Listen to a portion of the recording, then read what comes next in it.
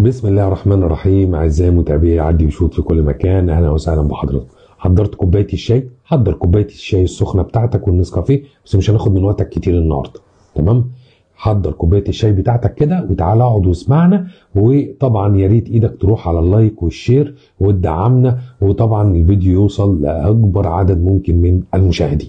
تعالوا كده بقى سريعا ونروح ونقول لجمهور النادي الاهلي الف الف الف امام، قصدي الف مبروك. طب انت بتقول امام؟ بقول امام النهارده متالق متالق متالق. امام النهارده سوبر هاتريك، امام احرز 3 اهداف قصاد طبعا هدف دخل فيه النادي الاهلي. كان بيلعب النادي الاهلي امام استاد ابيجان، وفي نفس الوقت مبروك لنادي بيراميدز اللي برضه فاز 1-0 خارج الديار وتصدر مجموعته. النادي الاهلي تصدر مجموعته ونادي بيراميدز تصدر مجموعته، والنهارده هدف عالمي لعمر مرموش. فالنهارده الليله كلها اهداف، والليله كلها فرحه فرحه فرحه بالفرق المصريه وابننا عمر مرموش اللي يعني قاب قوسين او ادنى يا جماعه من الانضمام ليه ليستر سيتي. فعشان كده بقول لحضرتك حضر كوبايه الشاي السخنه بتاعتك كده اللي بالنعناع بالهدوء، حضر كوبايه القهوه او النسكافيه زي ما انت حابب حضر. وما تنساش تاني شير ولايك تشجعنا، وكومنت او اكتب التعليقات بتاعتك زي ما انت عايز قول. تعالى بقى سريعا كده هنروح للحدث الاول النهارده، وكان الحدث الاول هو الهدف بتاع عمر مرموش. قال لا انت بتبتدي بالمحترفين؟ ايوه يا عم ببتدي بالمحترفين. تعال اقول لك عمر مرموش بيعيش احسن فترات حياته، نمسك الخشب في الدوري الالماني. عمر مرموش بيجيب هدف تاني النهارده.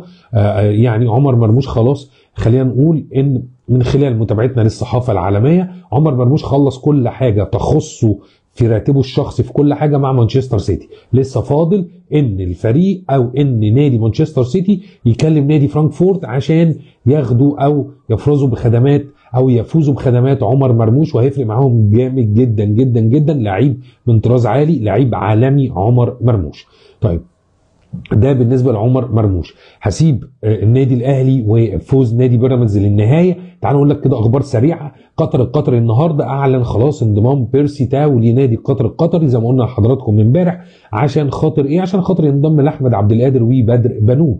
في نفس الوقت تعال نروح لنادي الزمالك، والنهارده مفيش اخبار كتير خالص، يعني هي كلها كده ايه، خبرين 3، تمام؟ فتعال نقول لك من نادي الزمالك قال لك انتوا لو حابين تمشوا مشلاك يا ريت تديله الفلوس المتاخره عندكم. ايه الفلوس المتاخره عندكم؟ الراجل ليه 750 الف دولار او 650 الف دولار، عايزين تمشوه ادوا الراجل حقه واديله عرق جبينه وقول له اتفضل مع السلامه، اتفضل مع السلامه. طيب في ايه تاني قبل ما نخش في الماتشات؟ جماهير النادي الاهلي غير راضيه عن اداره النادي الاهلي، وبالاخص ملف كره القدم، وبالاخص ان الكابتن محمود الخطيب هو دلوقتي اللي ماسك ملف كره القدم وحيدا، ملف الصفقات وحيدا. لغايه دلوقتي النادي الاهلي عمال بيعد عشان صفقات يناير، وفي نفس الوقت عندنا يعني كده يعني خبر بيقول ان ابتدت هتندع كده مع النادي الاهلي والصفقات جايه، واولهم هيبقى الراجل البرازيلي، وهنشوف الايام الجايه هتخبي ايه او الايام الجايه هتقول لنا ايه. وطبعا اول ناس هتعرف هي حضراتكم، ما تقلقوش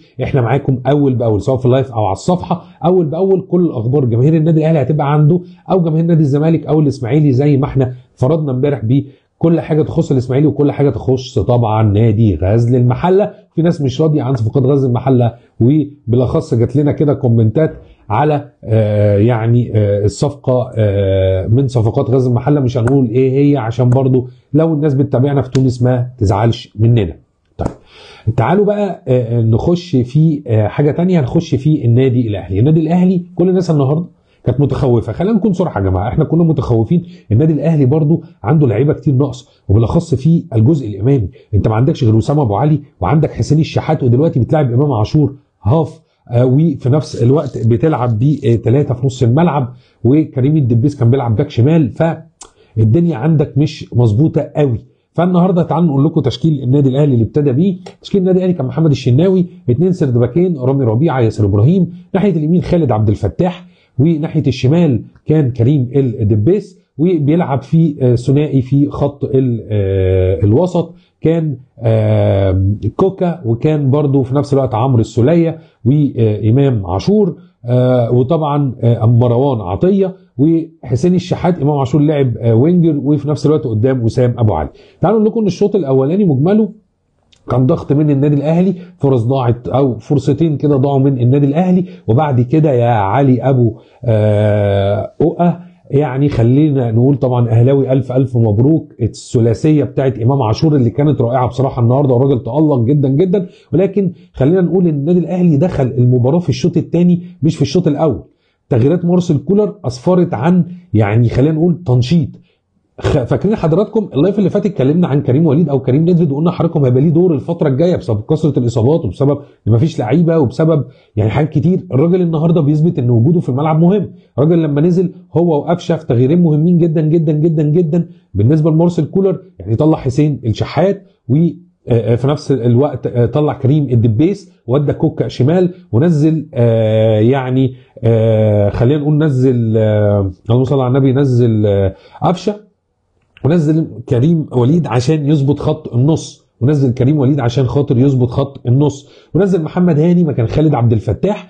وكان اخر تغيير كان او تغييرين كان عمر الساعي. وبصراحه عمر الساعي برضه هو السبب في الهدف الثالث الجميل. الراجل ابتدى الهجمه واداها لقفشه، وفي نفس الوقت كان عايز يسدد، قفشه اداها له حلو جدا، الراجل كان فاتح كان عايز يسدد ولكن لقى الزاويه مقفوله، حب يديها لامام، المدافع قطعها بالكعب رجعت لقفشه، قفشه دخل بيها جوه منطقه الجزاء، الراجل كعبله ولكن حكم اللقاء يعني ما بيحسبش الحاجات دي، راحت عمر الساعي لعبها بالعرض حته بلاي ستيشن، جري امام وراح شايطها في الجون على طول. ده كان الهدف الثالث، وده يعني ملخص الهدف الثالث وموجود في على الصفحه الثلاث اهداف بتوع النادي الاهلي وهدف بيراميدز وهدف طبعا عمر مرموش. تعالوا بقى نرجع لاحداث اللقاء. طبعا مع الشوط الثاني مع نزول قفشه الوضع اتغير تماما. نزول قفشه ونزول كريم وليد الوضع اتغير تماما. كريم وليد في الاول كانت بساطته بطيئه فكان بيتقطع منه الكوره، كان الاهلي بيلعب على التحولات على السرعات، وده اللي عمله مارسيل كولر ان هو لعب على السرعات. هتقول لي السرعات، هقول لك لعب على السرعات،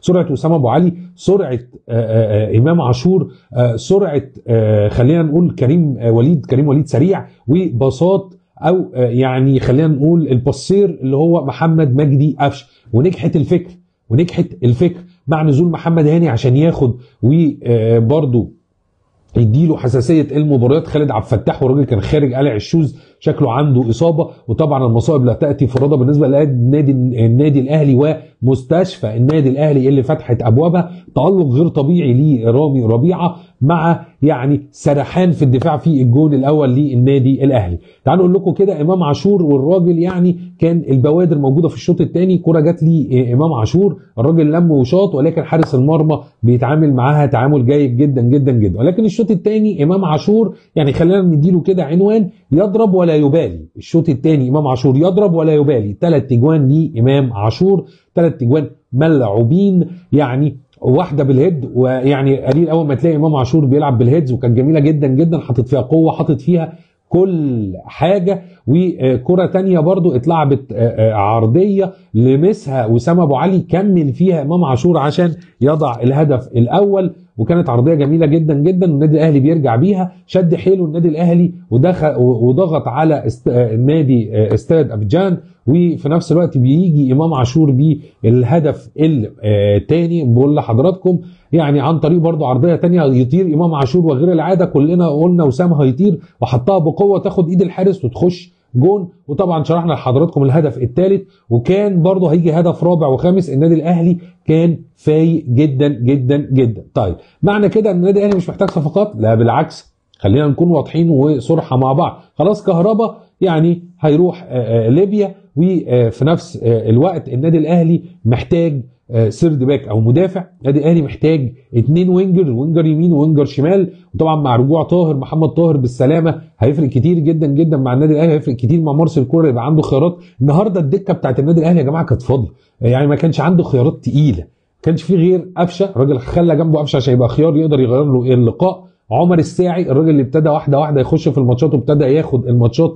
طبعا عمر الساعي نزل وطلع عمرو السوليه، عشان يدي شويه نشاط لنص الملعب، وقد كان ادى الراجل شويه نشاط. في تغييرات مارسيل كولر النهارده انا شايفها منطقيه جدا جدا جدا، وكان بيلعب على التحولات والسرعات والشويطه من بره. طبعا عمر الساعي رجله تقيله على فكره، ولكن لما لقى الزاويه مقفوله والراجل برده مش عايز يغامر، ما بيصدق ان هو بياخد 5 دقائق في ربع ساعه في نص ساعه، فالراجل هيبتدي يعني خلينا نقول يعتمد عليه. في نفس الوقت برده كريم وليد. فخلينا نقول النادي الاهلي في مجمله النهارده كان كويس، ما يعني خلينا نقول نديله جيد او جيد جدا مش امتياز. النادي الاهلي نواقصه كتير، نواقصه في الهجوم، لازم مهاجم او 2 مع وسام ابو علي، لازم 2 وينجر، واحد ناحيه حسين الشحات، واحد الناحيه الثانيه ناحيه امام. يعني انت طلعت بيرستاو وطاهر مصاب، والناحيه الثانيه احمد عبد القادر، فانت عندكش غير حسين الشحات وينجر، واعتقد النادي الاهلي بيدور في كده.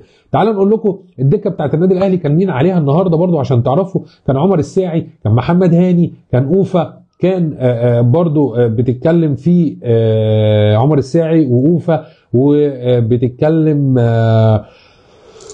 في كريم ندفد وبتتكلم في قفشه. فكان مجموعه لعيبه كويسه، ولكن انت عايز لعيبه اتقل، عايز حد في الهجوم. انت ما عندكش غير المهاجم الشاب اللي موجود، فانت ما عندكش حد يغير لك اللقاء. ولو كان لا قدر الله لا قدر الله يوسف ايمن، طبعا لو حصل اصابه حتى الدفاع كان يوسف ايمن اللي هينزل. والراجل يعني خلينا نقول الراجل مش مقتنع بيوسف ايمن، مش حابب يوسف ايمن، فواخده رغم عن انفه. المهم في اخر اللقاء النادي الاهلي فاز على استاد ابيجان 3-1 وبيتصدر المجموعه، والنادي الاهلي بيرجع لمركزه الطبيعي. ولكن الصفقات يا خطيب ده طلب جماهير النادي الاهلي. ما بشوفش حد من النادي الاهلي وما بشوفش اي حد يقول لي إيه ده لغايه دلوقتي مفيش صفقات. طب يا عم تعرف لنا في ايه؟ طب ما اصحابك ما قالولكش؟ طيب ما فيش خبر كده ولا كده؟ طب انتم مدكنين الناس لغايه دلوقتي مش مصدقه، لان النادي الاهلي كان بيخلص اول باول. النادي الاهلي كان بيخلص اول باول حتى على التجديدات. يعني الناس بتكلمنا على التجديد وتجديد اكرم، لغايه دلوقتي اتاخر ليه اكرم؟ ولغايه دلوقتي الشناوي اتاخر ليه؟ ولغايه دلوقتي الناس شايفه ان في تاخير كبير جدا جدا جدا من اداره النادي الاهلي بالنسبه يا وفاء للصفقات الجديده، وبالنسبه للتجديدات بالنسبه للنادي الاهلي. طيب نسيب النادي الاهلي ونقول له الف الف مبروك، وثلاثه امام 3 سوبر هاتريك. الشوط الثاني امام يضرب ولا يبالي، ونروح لنادي بيراميدز. نادي بيراميدز بيفوز النهارده خارج الديار وبيحرز النقطه ال10 زي النادي الاهلي، وبيتصدر مجموعته في بطوله افريقيا. ده شيء كويس جدا جدا جدا، ده شيء محترم جدا جدا. ده تاني مره او تالت مره لنادي بيراميدز بيمشي بخطى ثابته. سكواد رائع وسكواد كبير جدا جدا يا جماعه، وسكواد تقيل جدا جدا. انت بتتكلم على ابراهيم عادل اللي جاي له لغايه دلوقتي عرض من ختافي، وبعتوا يعني شوفوا نادي بيراميدز انتوا عايزين تبيعوه ولا مش عايزين تبيعوه؟ نادي بيراميدز قال لك احنا ما عندناش مشكله، ابعتوا لنا عرض مالي ونشوف الدنيا ساعتها فيها ايه، لان هم كانوا باعتين استفسار فقط لا غير، استفسار فقط لا غير. ده بالنسبه لابراهيم عادل. عندك رمضان صبحي لعيب مهم جدا وكويس جدا، ولكن الاصابات يا رب تبعد عن رمضان عشان برضو المنتخب. في نفس الوقت انت بتتكلم عن مصطفى فتحي الغزاله الرايقه، وبتتكلم عن اوباما، وبتتكلم عن مهيلي. فانت بتتكلم عن تيم تقيل، عن طبعا شريف اكرامي اللي هو يعني خبره كبيره جدا جدا جدا. فبتتكلم عن تيم تقيل جدا جدا وهو نادي بيراميدز، وده الوضع الطبيعي بتاعه ان هو يبدا على اول المجموعه. بنتمنى التوفيق لنادي بيراميدز، وبنتمنى التوفيق للنادي الاهلي فيما هو قادم ليهم في افريقيا. كل ده يا جماعه احنا بنقوله ليه؟ كل ده بيصب في مصلحة الكرة المصرية، وأولا والحاجة الوحيدة اللي احنا بنشجعها وبننتمي ليها منتخب مصر، اللي يهمنا منتخب مصر. طيب تعالى نروح بعد كده. بكرة في ايه؟ بكرة في ماتش لنادي الزمالك والنادي المصري. ان شاء الله ان شاء الله ان شاء الله يفرحونا النهارده زي ما احنا فرحنا بهدف عمر مرموش، ب3 اجوان لامام عاشور، بالجون بيراميدز اللي سجله مروان. فلا النهارده يعني يوم مصري خالص، يوم مصري عالمي. وان شاء الله باذن الله بكره النادي المصري ونادي الزمالك يفرحونا. خلينا نقول لكم ان فريق الهاندبول النهارده في الدوره الوديه بتاعت اسبانيا كسب برضه. فانتوا بتتكلموا النهارده يوم مصري خالص. وما تنسوش ان شاء الله باذن الله هيبقى في تغطيه على الصفحه، وان شاء الله في اللايفات لمنتخب مصر في بطوله كاس العالم لكره اليد اللي بتلعب في الدنمارك و كذا دولة، يعني منها طبعا الدنمارك. هنغطيها بإذن الله، ونتمنى التوفيق طبعا لمنتخب كرة اليد المصري. كده على السريع كده خلص، طبعا خلصت كوبايه الشاي اللي بالنعناع، وخلص النسكافيه، وخلصت القهوه. وطبعا ما تنسوش تدعمونا، وما تنسوش تشيروا الفيديو في كل حته وتقول لنا رايكم ايه في الفيديو، وتقول لنا ايه رايكم في اللي احنا بنقدمه او المحتوى اللي احنا بنقدمه. حابين نخش كل بيت في مصر ومصرين، لان احنا بنقدم رياضه فقط، والرياضه اخلاق، واللي يهمنا منتخب مصر. كنت معاكم كالعاده محمد حاتم على صفحه عدي وشوط. استنونا في لايف جديد. السلام عليكم.